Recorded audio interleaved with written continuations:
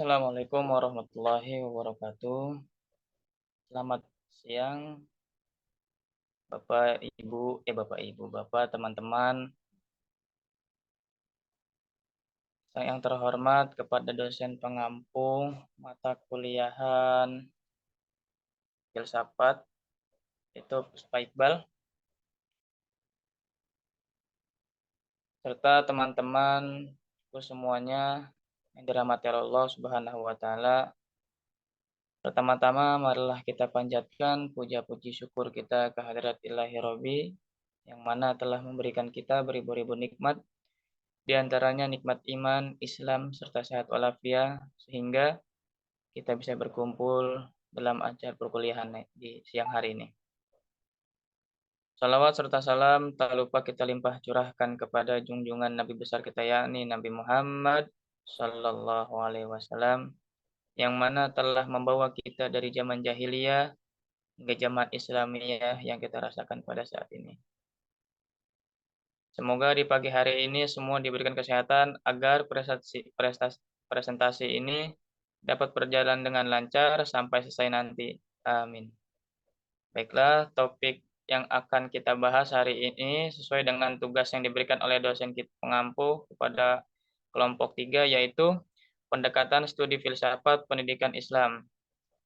Saya, Alvin Maulana, selaku moderator yang bertugas akan memandu jalannya diskusi pada kelompok ini, dan ada pula dengan rekan-rekan saya yaitu Desi dan juga Alia.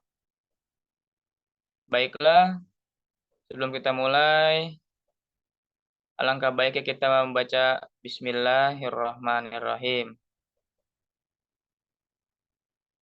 Nah, untuk pemateri yang pertama yaitu Alia Safira. Waktu dan tempat kami persilahkan.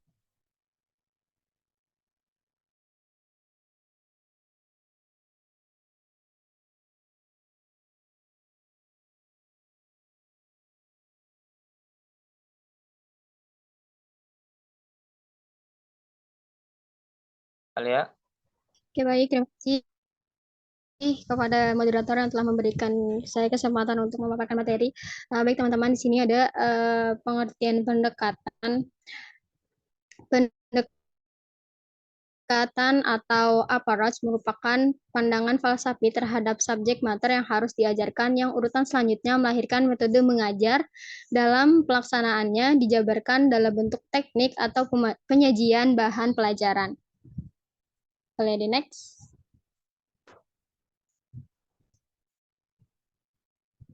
Nah, di sini ada macam-macam pendekatan dalam pendidikan Islam. Yang pertama itu pendekatan keteladanan, yang kedua itu pendekatan pengalaman, yang ketiga pendekatan pembiasaan, yang keempat pendekatan emosional, yang kelima pendekatan rasional, yang keenam pendekatan fungsional.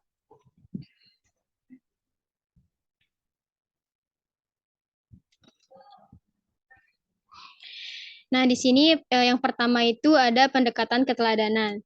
Pendekatan keteladanan adalah memperlihatkan keteladanan baik yang berlangsung melalui penciptaan kondisi pergaulan yang akrab antara personal sekolah, perilaku pendidikan, dan tenaga pendidikan lain yang mencerminkan akhlak yang terpuji maupun yang tidak langsung melalui suguhan ilustrasi berupa kisah-kisah keteladanan. Jadi kayak misalkan kalau lagi di kelas tuh ya dikasih kayak animasi-animasi kisah-kisah Nabi gitu loh yang menunjukkan keteladanannya gitu. Terus yang kedua ada pendekatan pengalaman. Nah, pendekatan pengalaman atau experience approach yaitu pemberian pengalaman keagamaan kepada siswa dalam rangka penanaman nilai-nilai keagamaan. Dengan pendekatan ini, siswa diberi kesempatan untuk mendapatkan pengalaman keagamaan baik secara individu maupun kelompok. Jadi pendekatan pengalaman ini lebih ke materinya itu di apa ya? Disangkut pautin sama agama gitu. Dikasih contohnya tuh yang kayak berbau agama-agama gitu. Kurang lebih kayak begitu. Next.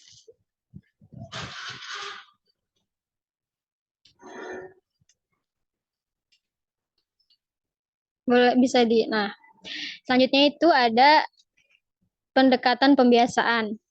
Nah, pendekatan pembiasaan adalah suatu tingkah laku tertentu yang sifatnya otomatis tanpa direncanakan terlebih dahulu dan berlaku begitu tanpa dipikirkan kembali. Dengan pembiasaan pendidikan memberikan kesempatan kepada peserta didik terbiasa mengamalkan agamanya baik secara individu di tengah kehidupan masyarakat, baik secara individu ataupun di tengah kehidupan masyarakat.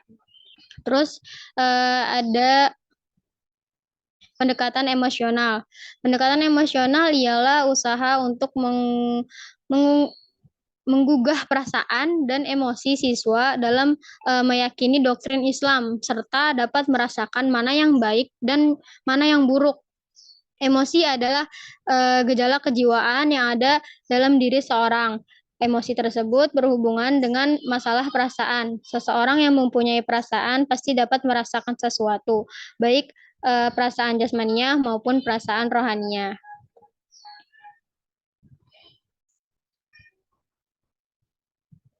Langsung di next.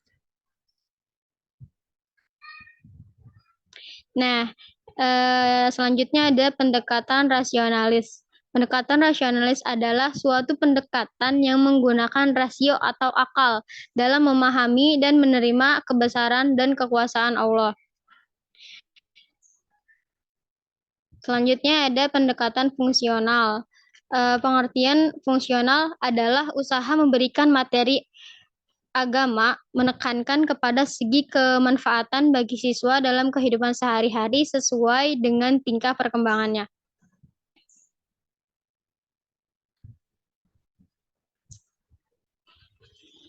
Mungkin hanya itu saja yang dapat saya sampaikan. Selanjutnya saya kembalikan ke moderator. Baik, terima kasih kepada Saudari Alia yang telah memaparkan materinya. Untuk selanjutnya pemaparan selanjutnya yaitu Saudari Desi. Saudari Desi. Baik, terima kasih kepada moderator. Di sini saya ingin melanjutkan pemaparan materi yaitu tentang pendekatan dalam filsafat pendidikan Islam. Filsafat sebagai induk ilmu pengetahuan dalam proses perkembangannya nampak menjadi sistem filsafat yang menunjukkan keragaman yang sangat luas. Nah, setiap sistem filsafat yang berkembang mengarahkan kepada suatu objek yang khusus dibarengi dengan berkembangnya metode pemendekatan yang sesuai dengan objeknya dan selanjutnya menunjukkan adanya peningkatan peran filsafat dalam meningkatkan kehidupan manusia. Nah, dilihat dari segi tugasnya, filsafat pendidikan Islam ini adalah menyerap serta mengintegrasikan segala fakta dan gejala kehidupan dengan berbagai permasalahannya yang berkaitan dengan kemungkinan dalam proses pengembangan pendidikan Islam sesuai dengan tuntunan zaman dan tren masyarakat yang berkembang dan tidak menyalahi dari kaidah agama.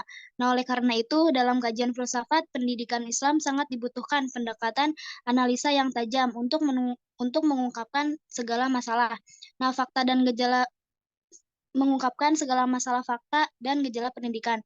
Di antara pendekatan yang digunakan dalam kajian filsafat pendidikan Islam ini antara lain ada 6. Yang pertama speculative approach, yang kedua normative approach, yang ketiga conceptual approach, yang keempat scientific approach of current life, yang kelima historical analysis approach, yang terakhir integrated tauhid approach. Next teh.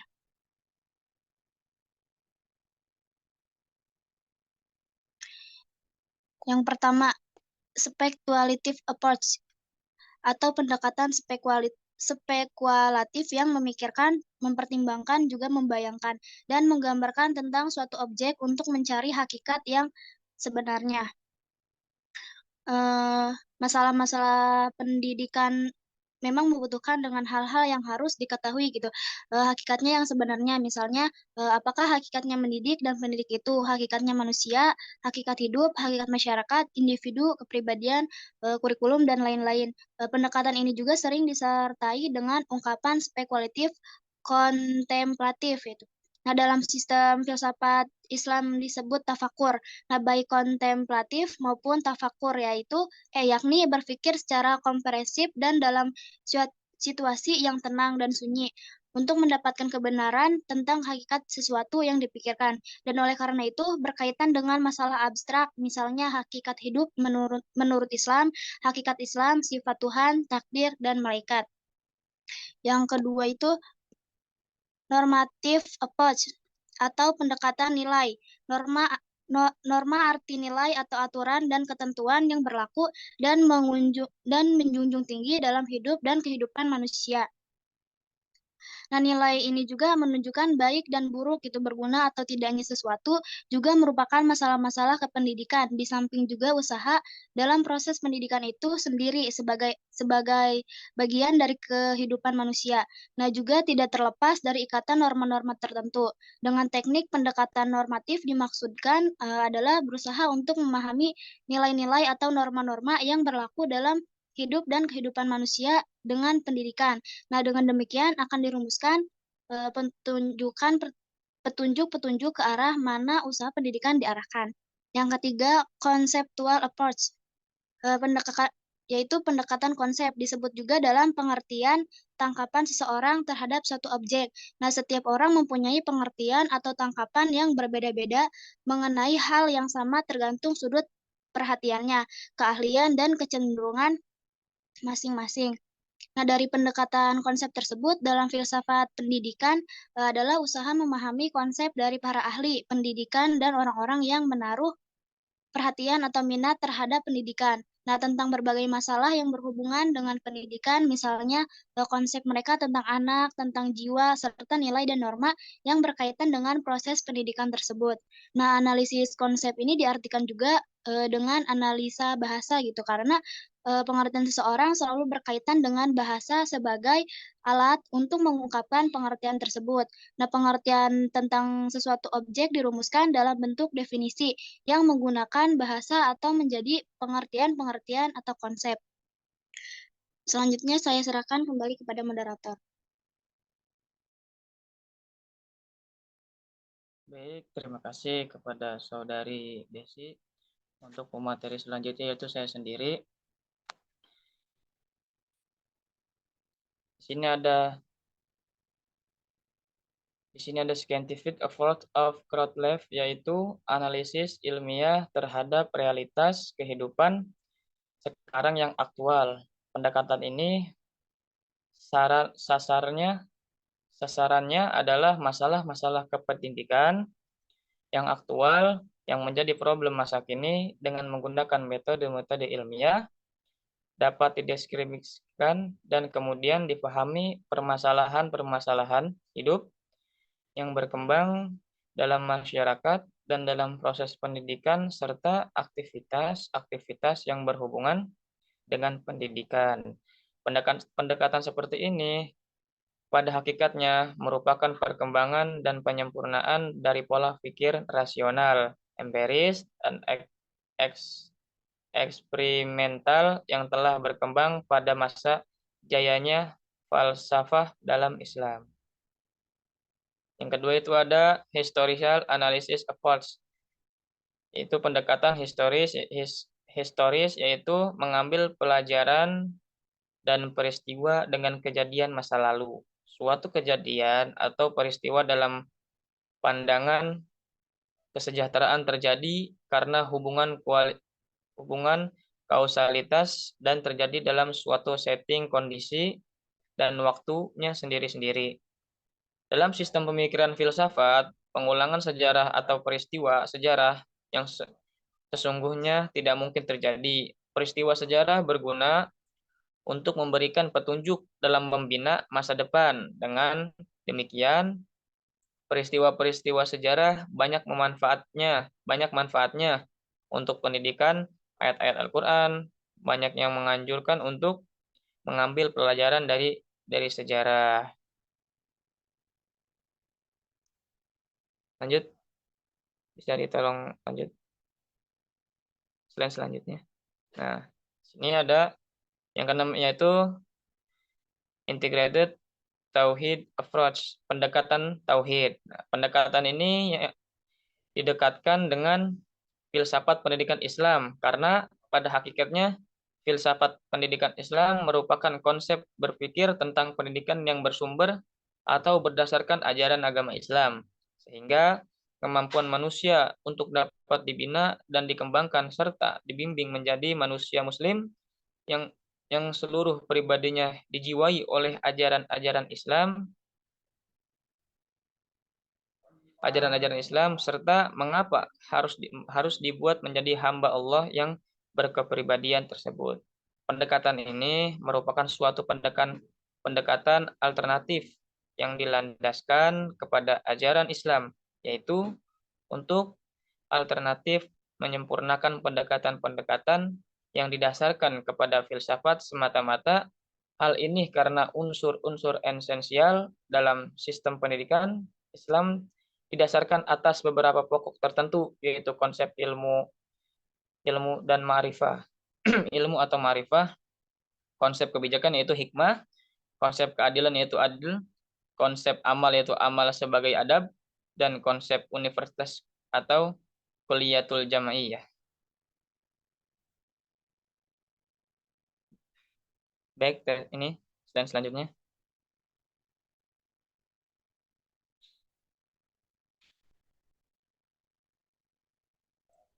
Di sini ada pertanyaan. Sebelum bertanya, ini Zoom-nya kan 5 menit lagi kelar nih. Jadi sahabat-sahabati pada keluar dulu ya, ntar baru masuk lagi.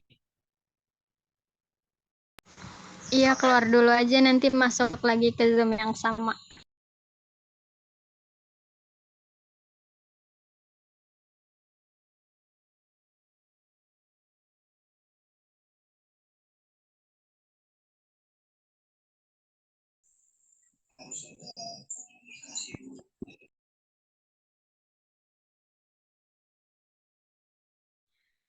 Oke teman-teman, kalau yang mau nanya bisa raise hand ya, terus sebutkin nama sama dari kelompok berapa.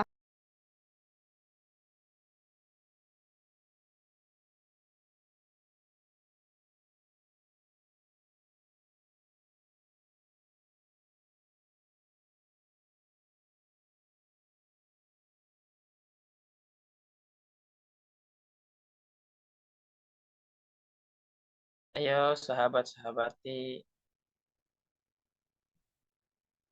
yang ingin bertanya, angkat tangannya, lalu perkenalkan dari kelompok mana.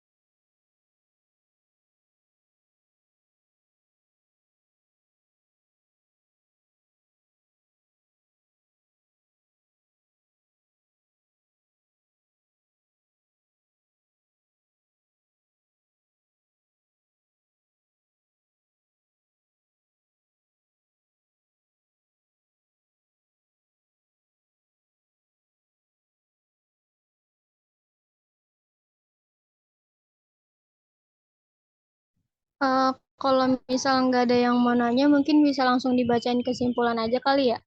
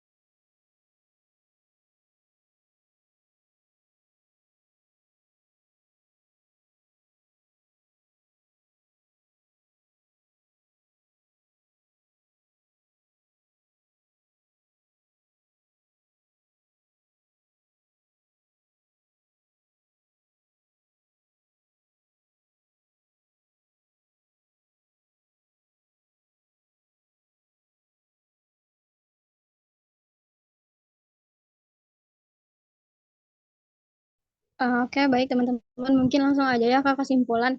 Eh, Kesimpulan yang dapat diambil dari materi kali ini yaitu filsafat adalah sebagai induk ilmu pengetahuan dalam proses perkembangannya.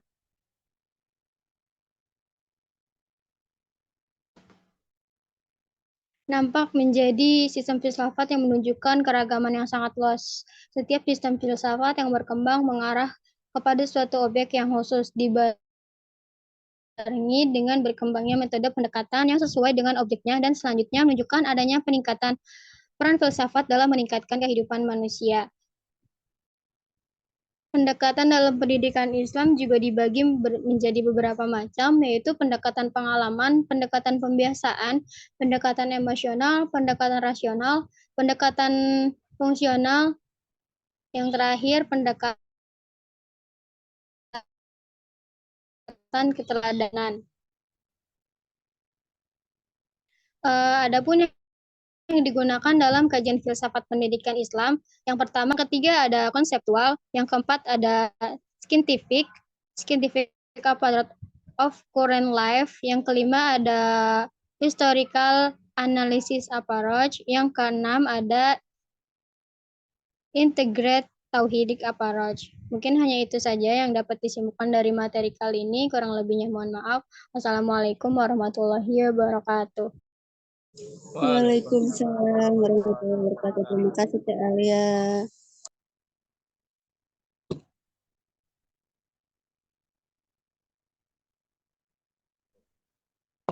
Bentar, jangan keluar dulu, mau di absen.